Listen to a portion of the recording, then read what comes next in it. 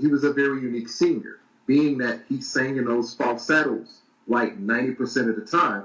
So his songs were like way up there. The keys of his songs were like way up there. They were like very high. So it came natural for us, me and my two brothers, to sing backup with him.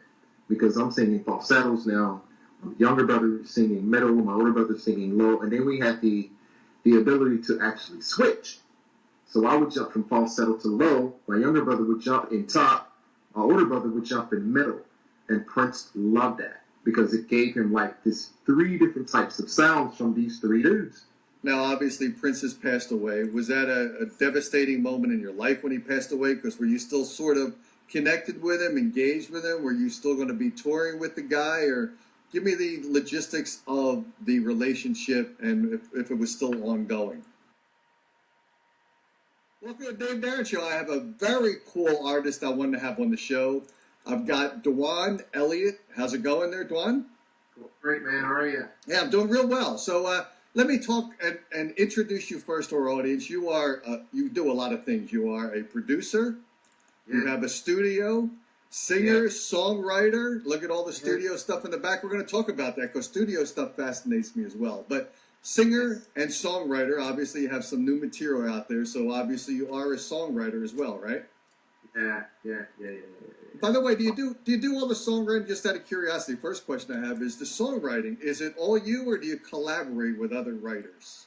You know what? I collaborated with a couple of artists on this EP because it's something I really wanted to do for a long time. Just collaborate, you know. To say more heads, the better, you know. So I wanted to make that happen with my first EP. So I'm excited about that. Yeah. Cool. An artist by the name of Tani, another artist by the name of Alan Z. Another artist I'm working with by the name of Chris Cord. So it's just, it's like 4 of us that did this album, so it's pretty cool.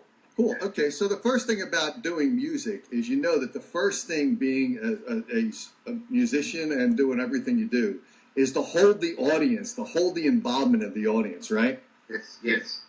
So now I've got to start off with something from you that's kind of going to be an attention grabber, and I'm sure you're going to know what I'm going to talk about. And it's not going to dominate this interview, by the way, because I want to talk about you now rather than you in the past. But I'm going to talk about the collaboration with Prince, right? Yeah. It's an attention grabber. When I do the show, it's an important thing for me to make sure I grab the audience and make them listen. Tell me about that. I know that a lot of vocalists that come on my show, they start off in different ways. One of the ways they start off is they create their own band, or they get involved in a band, they play local shows, they finally tour, they maybe leave that band or get canned from that band, or they're messing around with other wives of the other instruments in the band, so they've got to leave the band, right, because of all the drama. And then finally they connect with the band from that perspective. That's one way of doing it. Another way of doing it is to be a vocalist who eventually gets to stardom based upon playing in Prince's band as a backup vocalist, which you were, and then for that guy in the audience, that promoter, that actual label, actually they close their ears to Prince for a while and they say, check out his background vocalist, man. The guy's got some chords on him. He's got some voice. Let's meet this guy backstage and let's talk to him about. So how does it happen with an artist that is a background vocalist? Or talk about that perspective first. Okay. You mean how do we get with him? How do we, Yeah, I guess maybe what was your goal when you were a vocalist, working your way up? Tell me about your goals and how you worked up to where you got. Yeah. Okay, yeah, it started out in, like I said, me and my brother sang with my parents who sang professional gospel with them for years. They were called the Beard Family, the Beard Singers. They're out of Arkansas. We left Arkansas, I think at the age of maybe 19, 20, 21, somewhere around that area. And we made the transition from singing gospel to secular music. But it just so happened that I'm a close friend of the family, Morris Hayes, which is Prince's MD for almost 20 years, maybe more. He's from Arkansas, too. Well, he knows my folks. He heard that we had left and wanted us to start on a record with him at this recording studio in Minneapolis, Minnesota. So I'm just making a long story short. So, but yeah, so we flew from Houston, Texas to Minneapolis, Minnesota. Started working on our record because Morris was trying to shop us to major labels. It wasn't the idea of us just getting with Prince right off the bat, you know. So, but yeah, so Morris had some free time on his hands. He was supposed to be off the road for maybe like 6 months, so to speak. So it was perfect timing. Me and my two brothers coming in to Minneapolis to work. This was Morris who? Morris Hayes. Okay, now there's a Morris Day too, wasn't there? Yeah, that's Prince's buddy. Yeah, that's Morris Day. Okay. Yeah, a lot of people get confused. Yeah, exactly right. Okay. Yeah. So, yes, we ended up going to Morris's, started working on the album, and then all of a sudden, Prince changed his mind. He didn't want to relax for like 6 months. He was ready to go back on tour. So he called Morris. We had to end up going with Morris to rehearsals, and we finally got a chance to meet him. And he heard that we could sing, and they started rehearsing. Prince Solo was just sitting there looking idle. He took microphone stands, put it up to me and my brother's faces, told us sing. So while they were jamming, we just started singing with the band, just improvising. And after that, he was like, "You guys are hired. Let's do it."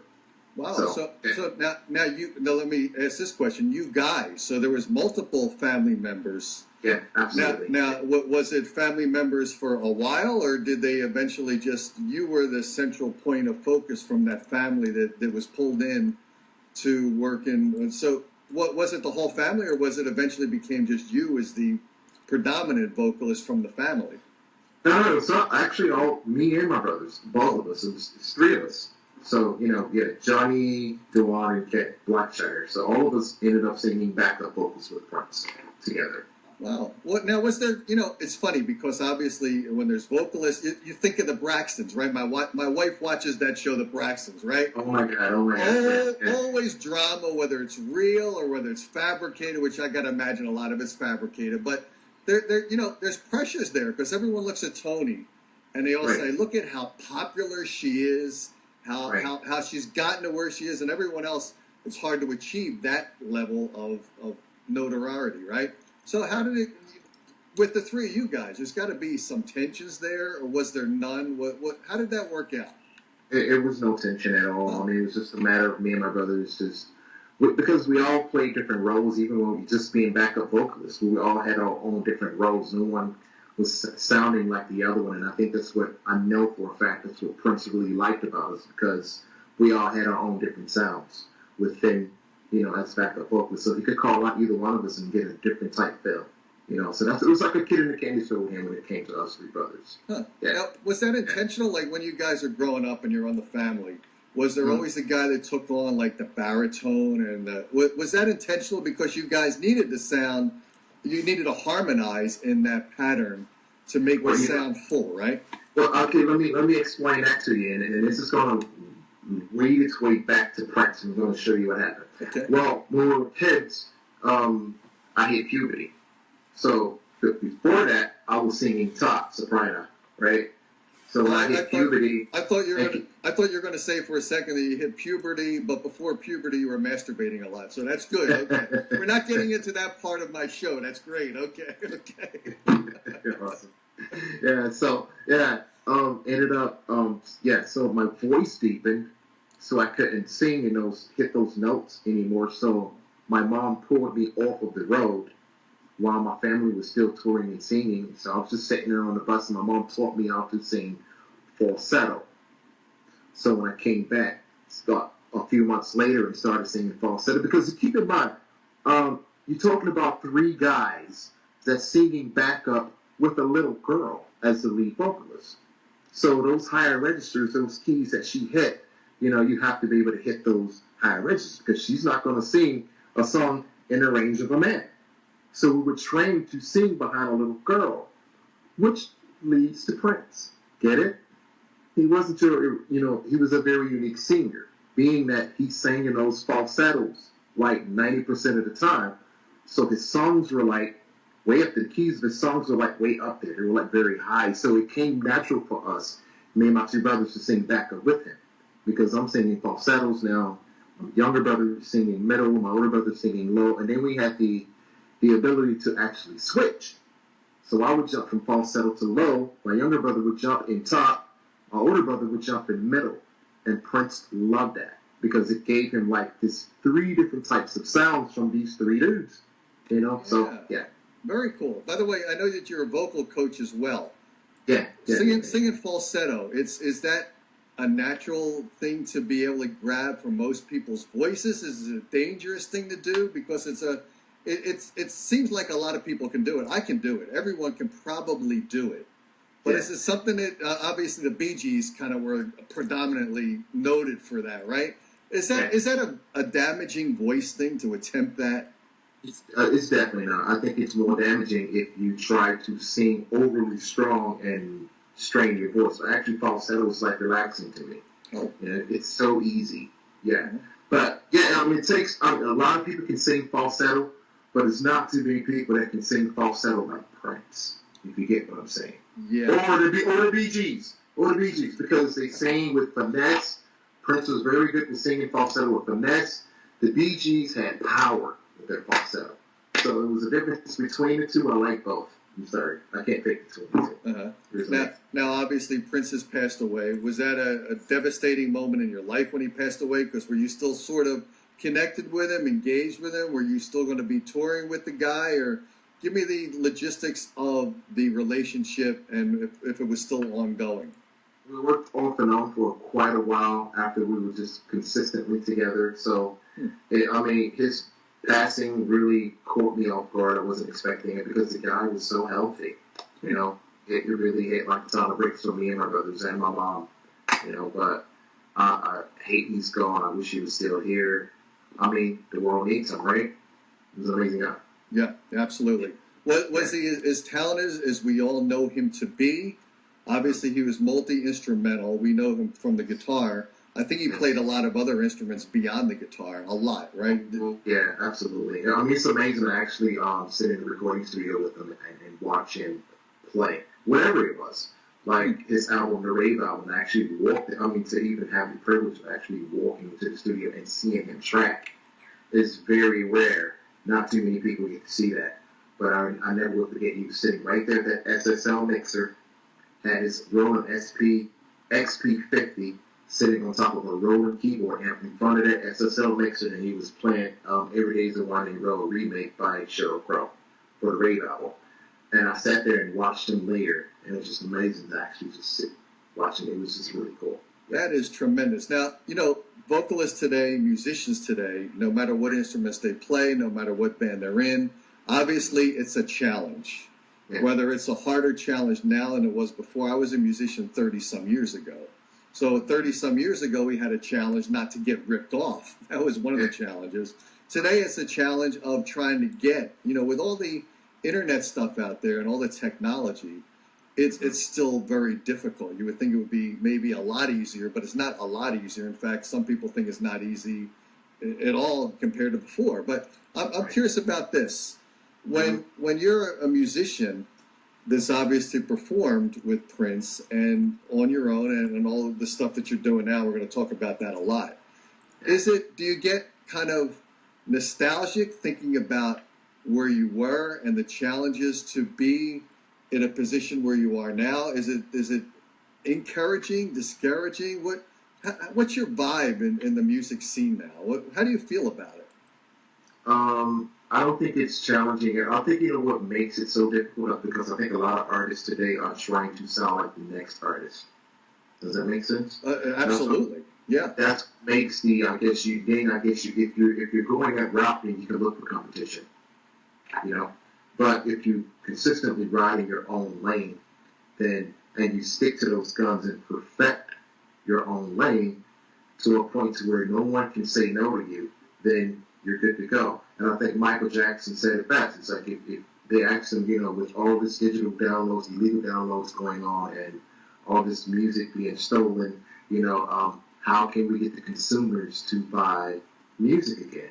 And Michael Jackson said to just simply make great, groundbreaking music again. And I think a lot of artists today don't understand what that means because we're also today so used to working off of formulas.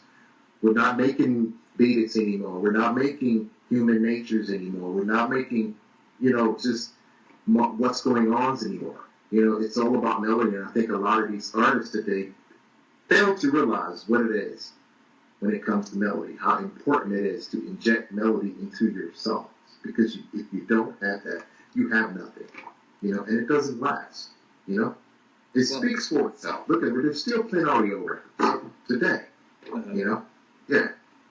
Yeah, I'm curious about this because your comments here, some of your comments really struck an interest with me. So you've got to have groundbreaking material out there. You can't copy the genre you can't copy what's already been played, what's been heard. But now maybe part of the reason for that is when you turn on any radio dial, you hear that consistency, that same thing that's being played constantly, and the radio stations believe that that's the groove that the people are listening to because the station is kind of manipulating that groove to be at that consistent flow. That's why I don't listen to radio. It's funny, I'm a radio personality, but I don't listen to radio at all because I'm sick and tired of that consistent groove that I used to like that consistent groove. Right, but I want something new. I need something. And people, I think radio stations underestimate the interest level that they would get from that listener if they introduce something new. Right. So I understand you completely. So tell me about that. You got a new album coming out now, or is it already out? It's already out. Okay. It's everywhere. Yeah. When did it come out? About a month ago. Okay. About a month ago. How long 2 did months ago. Sorry. How long did it take you to do it? And was it a effort on your own with obviously your own studio in the background? Did you go and have it done in your studio, master it out somewhere else? How did you come up with the material that was brought out a month ago? I did it all here. It took me like maybe 6 months. I actually could have got that record done quicker. But with all the transitions of being here and there and not being in one studio at one time, But, yeah, it took me like maybe 6 months to get it done. But, yeah, off and on. Yeah. Cool. So let's play one of the tracks. I've got a couple here that you sent me to play. And what's the choice? What's the start off of the show? What do you want to kick into gear here? God. I guess we can do Don't Want. Okay, here we go on the Dave Darin Show. And by the way, tell us about it before we air it. How did you come up with it? Some of the... Go ahead. This is awesome. It was really cool. I did this particular song, the music, and at the time I was just bouncing between other different projects, working with other different clients, and I came up with this song, and I was like, oh, this is hot. This is really cool. I could do something with it, and ran into a really cool newly friend of mine by the name of Tani, and we both got to really clicking. That's her that's actually singing on here too. She's singing on this record, but I didn't have time to write anything because I was working on so much other stuff. So I shot it off to her. I was like, look, here, I got this. It's really hot. Write to it. Shoot me your ideas. Let's go back and forth. Let's build something. And she was like, cool. Well, it wasn't, I think it was maybe like a week later. I couldn't hold my peace any longer. I finished projects. I jumped back on it. And I went upstairs. Played it. I put the headphones on and I started listening to it. And all of a sudden, these words just started coming to me. So I knew, because I hate to write. Are you like that? I hate writing. Because I don't know. Are you like that? Well, it's funny because I play the guitar, and I have an ability to kind of memorize the songs I write. I should write them down. And because there's going to be a point where I'm going to hit Alzheimer's here. I'm going to forget it, right? I'm already on Viagra, so I'm already sort of messed up. But there's going to become a point where I'm going to forget the pieces, and if I don't write them down, I'm going to be messed up, right? Okay, so let's play it right now. It's called Again. Cool. You announce it. Don't Wanna. Yeah, this is Views. This is DuJuan Elliott featuring Tani. Check it out, guys. This is amazing. We actually have the video after this on YouTube, Facebook. We're over like 150,000 views on Facebook alone, 40,000 and up on YouTube. So it's steady climbing. People are figuring it out. So check it out, DuJuan. Check it out, people. DuJuan Elliott featuring Tani. Don't Wanna.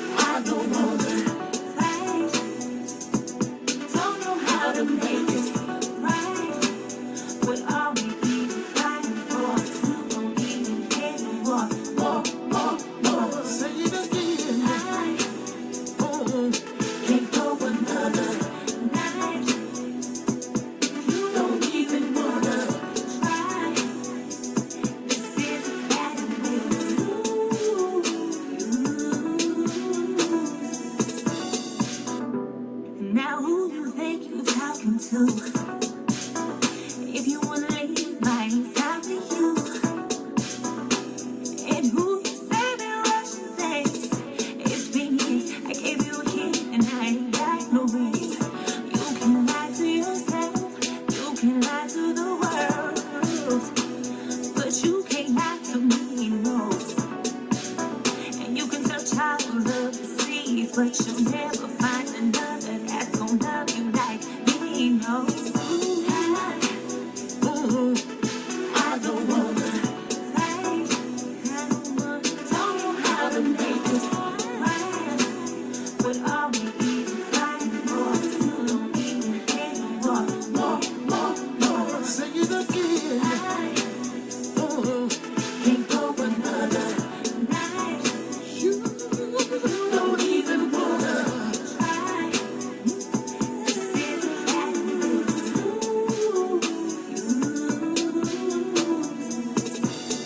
What happened to us? Where did we go wrong? Nothing could phase us, girl, 'cause we kept it strong. It's a two-way street, you and me. I can picture us with nobody else, baby. Oh, I don't wanna fight. Don't know how to make this right. But all we even fight for, you don't even care no more. Say it again. Can't go another night. You don't even wanna Try. try. This is a bad news. Do I let you go? Do I let you go? I don't wanna. Fight. Don't know how to make this right. But all we even fight for, If you don't even care no more. Hey, can't go another night. You don't even wanna try. This is a bad news.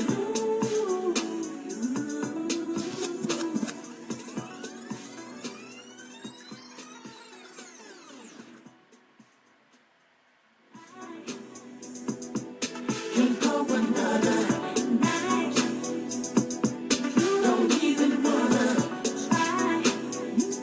This is a bad news.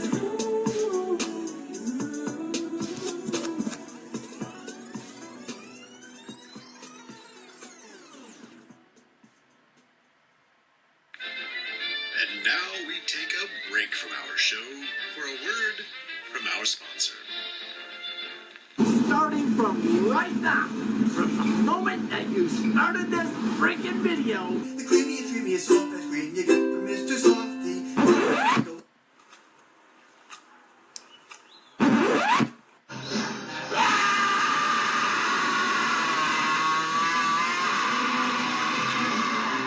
It's the Dave Darin Show. Hey, buddy, try it on.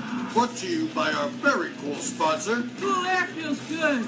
Rock Solid Talent Entertainment, the cutting edge of entertainment, bringing you bands, radio, and live streams into the 21st century. Everyone's gonna want to hang out with me. Woohoo! Yeah!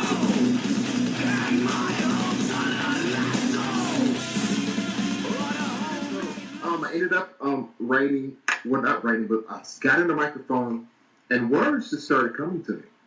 And I was like, oh my God. This actually, if you go to Instagram, you can go to my profile on Instagram. I actually filmed it when it was happening. And it was so funny because just to hear these words come out and it's like, oh, this is amazing. So the words came out, I tracked it in. I said, this is awesome. I called Tani back up. I was like, look, because I think she called me like a day later and said she was working on like a hook for it and whatever it is it's at. The next day, I called her up to me. I got something. You got to check this out. I emailed it off to her. And she said, oh my God, this is hot. Okay, let me get in the studio. So she went to the studio. She did her part to mine because I really laid in on this. I just kind of visualized it. Well, me just laying in on this woman about just telling her off. Oh. But Yeah. You got to motivate people, right? You got to Yeah. And to me, I think it struck her. So when after she heard my verse, she immediately went to the studio, and the first lines that came on her, because I laid into it so much, she's like, "Who the hell are you talking to?" That was the opening line to her verse. So I was like, okay, yeah, she's getting it. So yeah, she finished hers, sent me the hooks, the verses. I put it in. Took me maybe like a couple of days to mix it up, off and on with other projects, and that's what we ended up with. It was just amazing. Let me ask you this question. Collaborating with other artists as far as writing, you already spoke about that. And obviously this piece is a collaborative effort of yourself and a female vocalist. Yeah. And obviously you performed with your brothers. Yeah. Is that something that you really dig? Do you dig the solo career itself? Or are they just so diverse and you like the experimentation of working with other guys? Female what do you think? I find the solo career so interesting. I mean, I came from a family of singing, like where you're used to having that teammate beside you, those people beside you, singing. So I'm used to that. I'm used to playing with a team. I'm used to working with a team. That's my whole thing. Like I think one of my great things about me is I know how to build a team and work with a team, and this and that. But so it's been so odd for me to actually sit here and record my own record by myself. It's been quite challenging, which is kind of played into me wanting to have some collaborators on this EP. It kind of eased me into that solo thing. And yeah. Gotcha.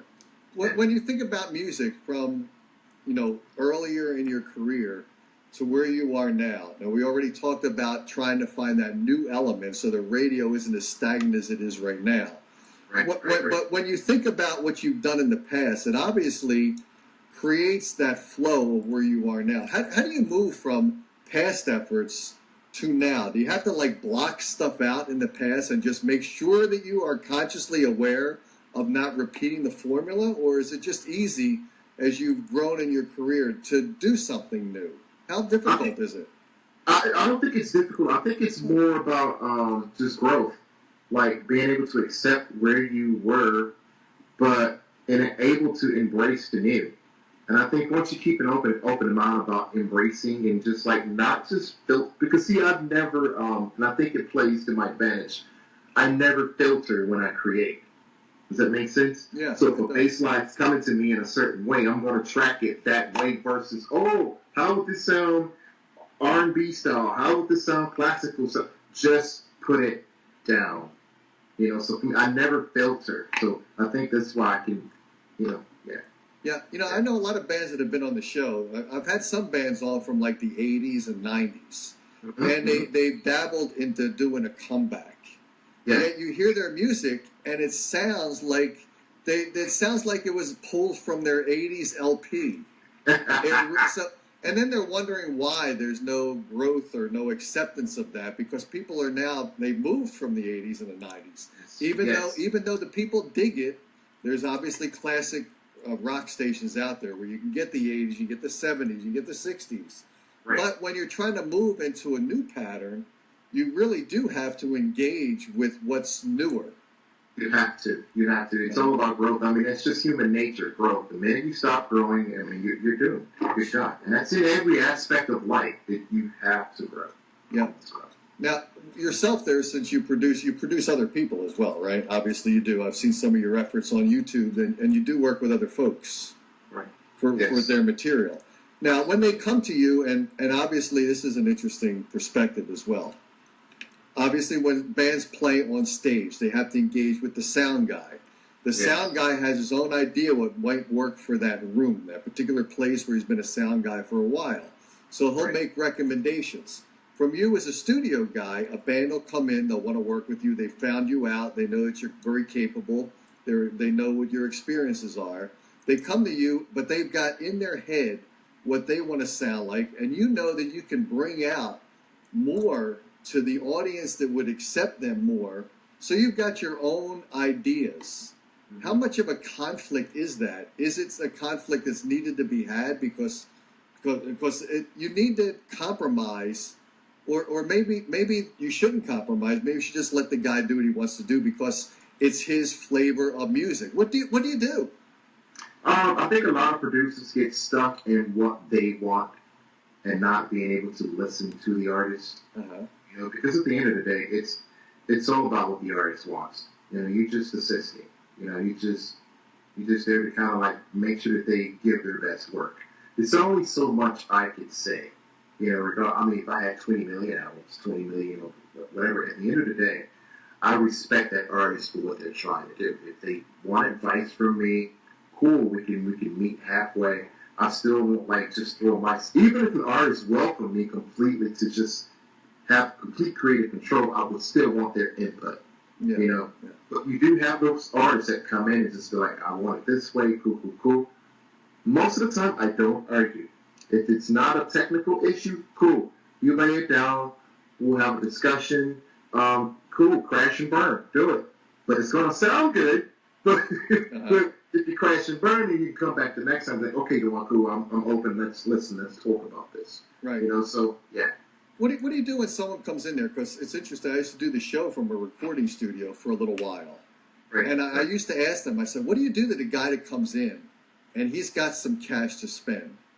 And getting cash into a studio is pretty important.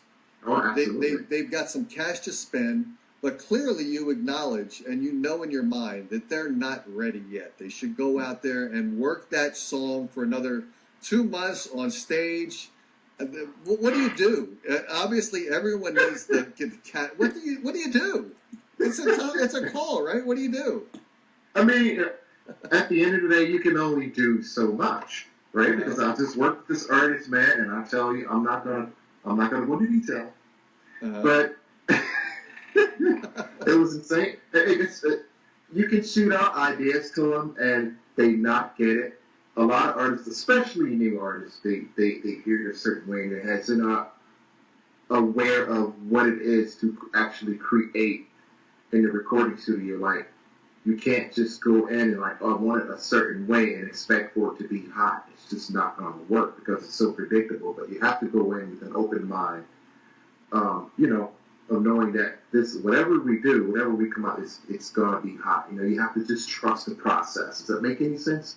Yeah. About trusting the process. That's a lot of artists today, especially today, lack that because they want a particular type of sound instead of what's in their heart. You know, and me as a producer, that's what I'm looking for. What's in your heart? You know, because you can get stuck, but as a producer, you can get stuck behind like wanting to sound like this and sound like that and not be current. Because you're always trying to catch up with what's going on. You know, it's because it's always changing. The game is always changing. Yeah. You know, so, yeah. So you didn't mind doing an a cappella song. Can we do something here right off the bat? And by the way, since you're a vocal coach, did you warm up before you're going to do your a cappella? Did you do that? Did you do your warm-ups? Well, you know what? I'm from, like, I guess, God, I hate to use this word, but old school, I guess. So, meaning I'm from, you know, the church. I mean, as far as, like, vocal warm-ups, people go, they ask us that, what is that? What's a vocal warm-up?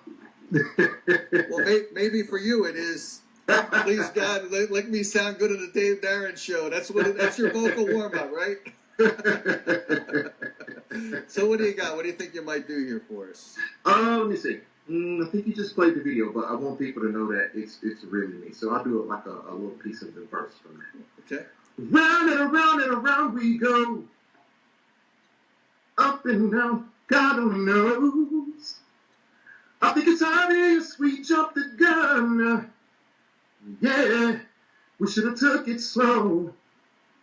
You say we do this for the kids, but damn, I think you're living a lie, you ain't going to hell. Always talking out your neck with hate, and I'm conveniently coming home from work too late. Wow, voice control there. I noticed voice control is important, right? When you teach, by the way, when you teach vocalists out there how to sing, obviously part of it is, I don't know anything about it. I mean, I try to sing, but I do karaoke at its best, right? So I should probably take some training, but probably I would get better. By the way, do people tend to always get better? There's always an improvement factor, right, when you take lessons. Yeah, well, it's all about just learning. It's not about, because I think a lot of people go into vocal lessons thinking, okay, I want to sound like Mariah Carey. Oh, wow. Or, There's got to be some real. Come on now, you got to be real, right? You yeah, tell them that exactly. right off the bat. And I think the voice plays a lot off of, like I said, the same thing when it comes to your sound. Like when you go into vocal training, you have to go in knowing that you're trying to develop your voice. It's about creating your sound with your voice. Figure out what your limits are. What your range is. Because keep this in mind.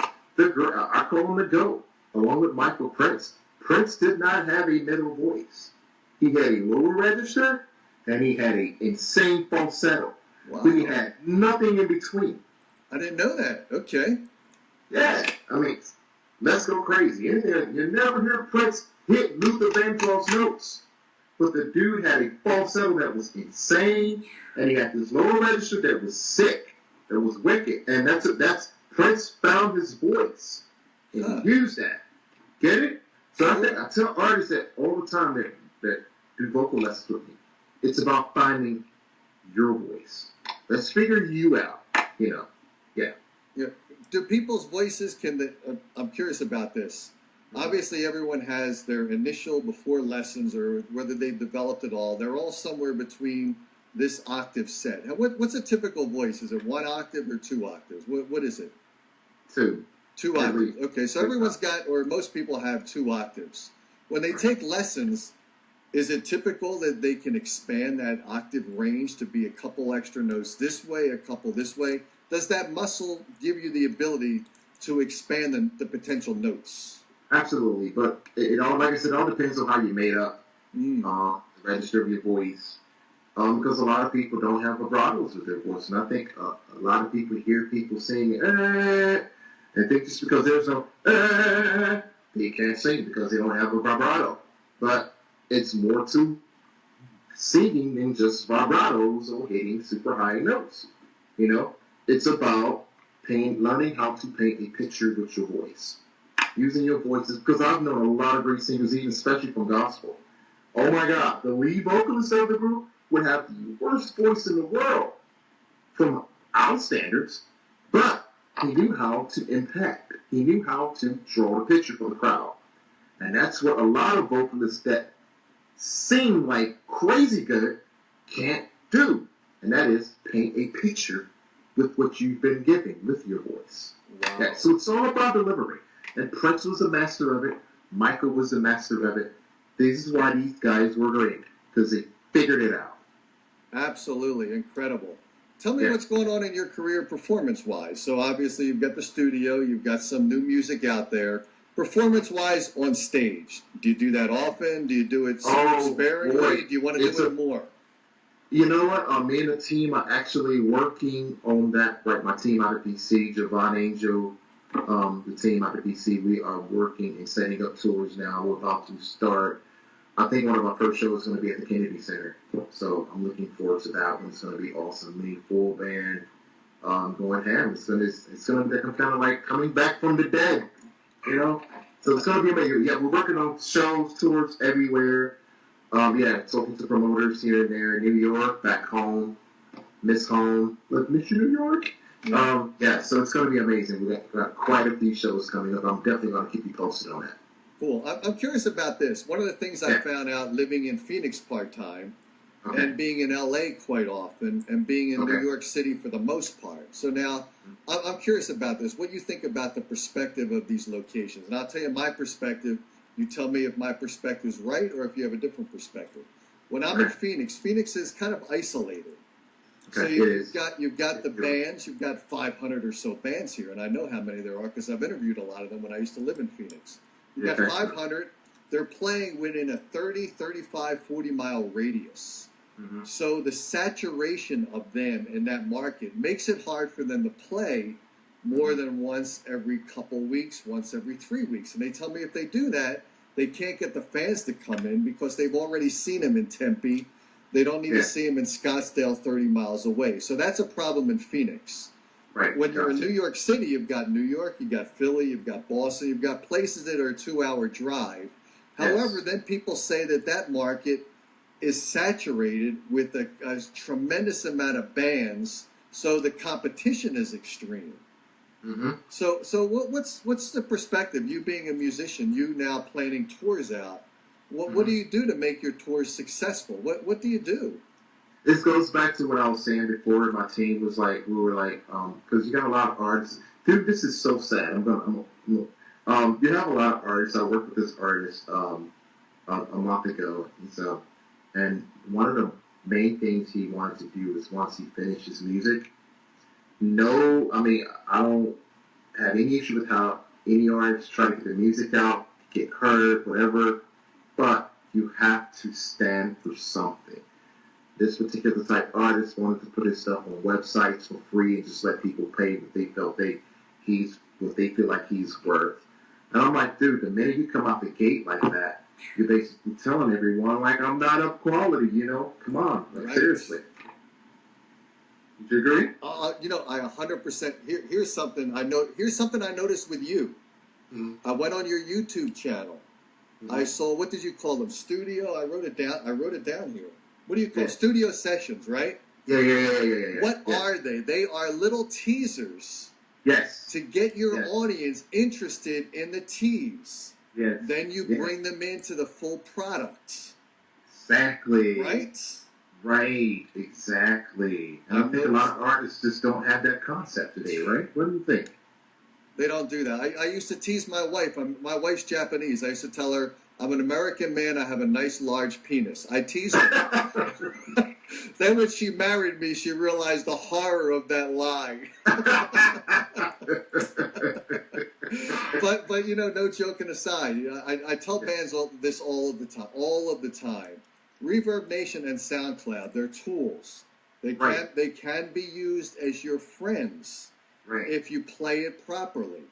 That means you put the teaser out there to seduce the people to then buy your music, to support you guys. You put your whole album, your whole catalog out there for free. Then you expect them to start patronizing and paying for your efforts, your tremendous efforts, your heart and soul you put in the music. And what do your fans do? They go to another guy who's got all the freebie material out there, and they drop you off at the street corner and forget about you. You've got to, when you value your product at zero, to make your product worthwhile, that is so difficult. When you sell real estate, and I'm not a real estate person, but you don't start off as a low dollar and then try to seduce the buyers to wanting to pay more. It's not an auction. You're trying to come up. You're trying to make sure that you've reached where your product is valued, but you want to make sure your product is, the keyword is valued, right? I like you, dude. You're awesome. Well, thank you. Thanks so much. But that's what I do this show from the perspective of, I want the bands to learn something. I want them to learn it from each other. You, especially, you've had a lot to say here. It's tremendous. I want them to earn their keeps. They've spent a lot of time, a lot of money. They come to you. They take vocal lessons. They're not free. You want your vocal students to be able to achieve a career, achieve their next goal, and profit from it, because everyone deserves to make. They deserve to make a living out of the hard efforts that they're putting in here, right? Right. Exactly. Yeah. Very cool. You hit the nail right on the head when you said I was like, my team came up with an idea. I was like, dude, why don't you just give people a sneak previews? I was like, you know what? We should just wrap it up and give them visuals, because that's what it's about today. Like, it's cool that you can drop music and just put it out there, whatever, cool. But people don't want to look at sound waves.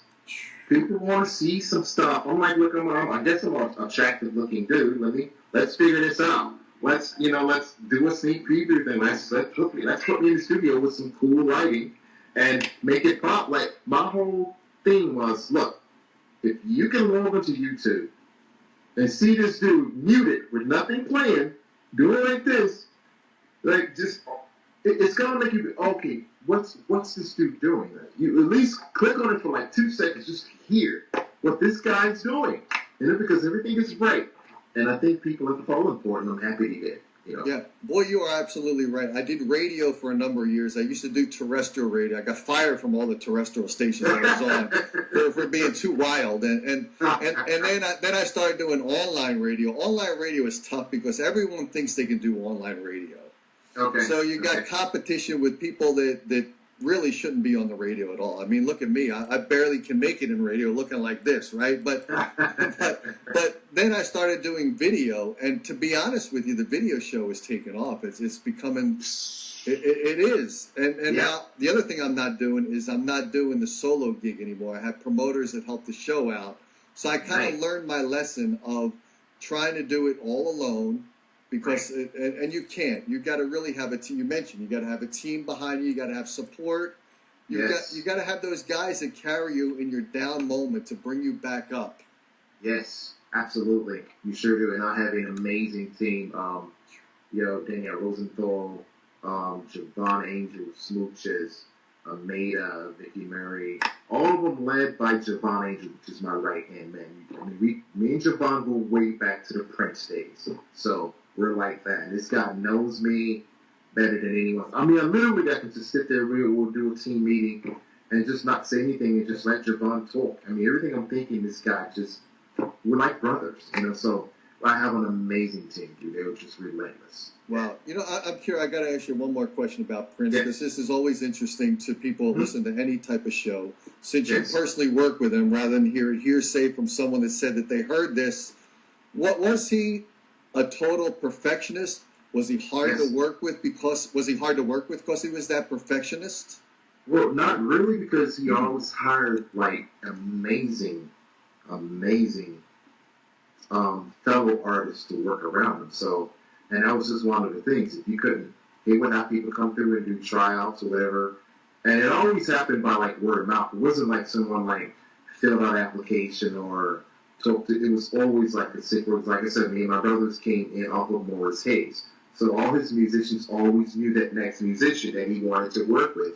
And he ended up just saying, but the artists were like impeccable. Like their retention levels were amazing. Prince would like do this, and he would do it. It wasn't about rehearsals. Wasn't about let's figure these particular type chord progressions out so we can make this song work for next. No, he would come in with a complete song and be like, let's do this, and the band would pick it up right away. It was amazing to just watch. He was definitely a perfectionist, but he had perfectionists around him. So it took his whole thing up to a completely different level of what your average band would be. Yeah. So Are you a perfectionist? And absolutely. Does that interfere? Because obviously some people that are perfectionists, they'll just keep on trying to perfect the products, and the delay in getting that product out there is a long delay, and then it gets overly produced. Mm-hmm. Exactly. How about yourself? I've learned to balance it. Like, I'm a perfectionist, but a perfectionist with balance. Like, I know when to let it go. I want myself to be heard. I want people to be inspired. So for me, that's the bigger picture now. Like, it's not about self. It's like, once I get it out of me, get it mixed down, I'm getting it out. I'm trying to get on to the next. I'm like, I kind of feel like Prince now. Let me get on to the next. So I'm not one for holding in, Cool. So if I have something, you're going to hear it. Wow, very cool. How do people connect with DuJuan Elliott? How do they do that? Are you best responsive on Facebook, Twitter? Doesn't matter. You're just out there to respond. Oh my God, I'm like everywhere. I'll respond from everywhere these days, because come on, this is like, look at the era when you can't play those roles of being so mysterious. You have to reach out to the fans and let them know that you love them and that you know that you're here for them. It's all about interaction today. So you can reach me at DuJuanElliott.com, Facebook at DuJuan Elliott, Twitter at DuJuan Elliott, YouTube at DuJuan Elliott 74. I'm everywhere. Instagram, DuJuan Elliott. So I'm everywhere, dude. So absolutely. Cool. And there's 2 L's and 2 T's in Elliott. Two L's and 2 T's. 2 L's and 2 T's. Like I said, if you have any issue with that, just Google it. Everything will pop right up. There we are. Cool.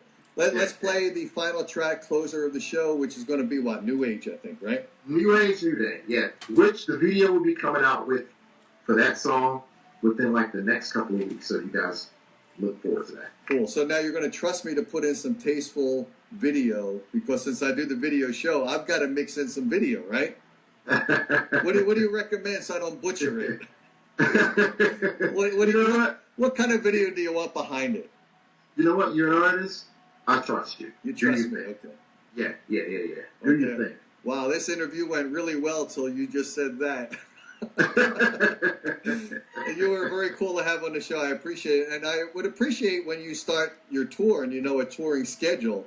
When you're in the New York City area, it doesn't have to be New York City, just somewhere close. I want to travel out to see you. I want to see what you got going.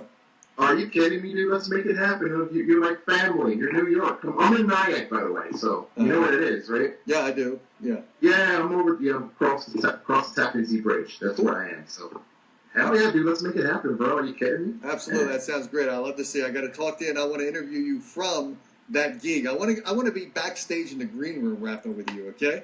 You know what? I'll make it happen. I'll leave you my number.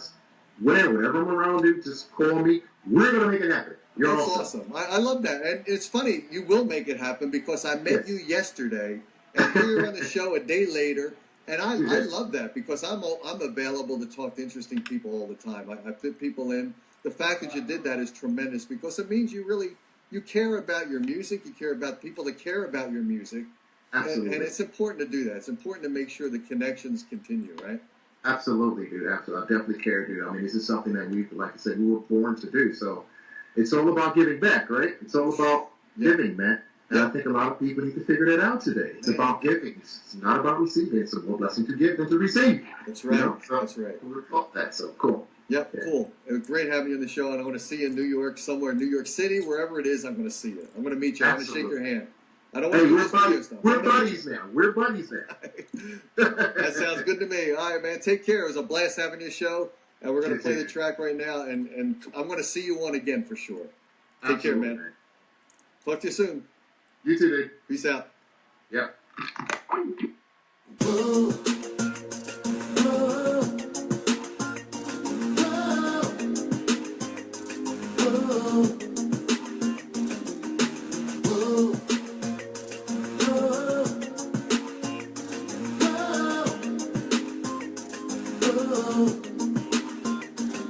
I feel it's time for me to change up the scenery.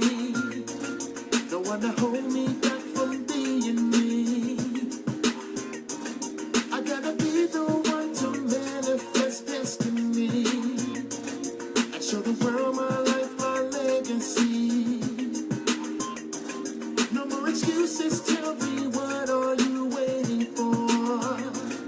I won't be sitting idle anymore. So don't be calling me if you left me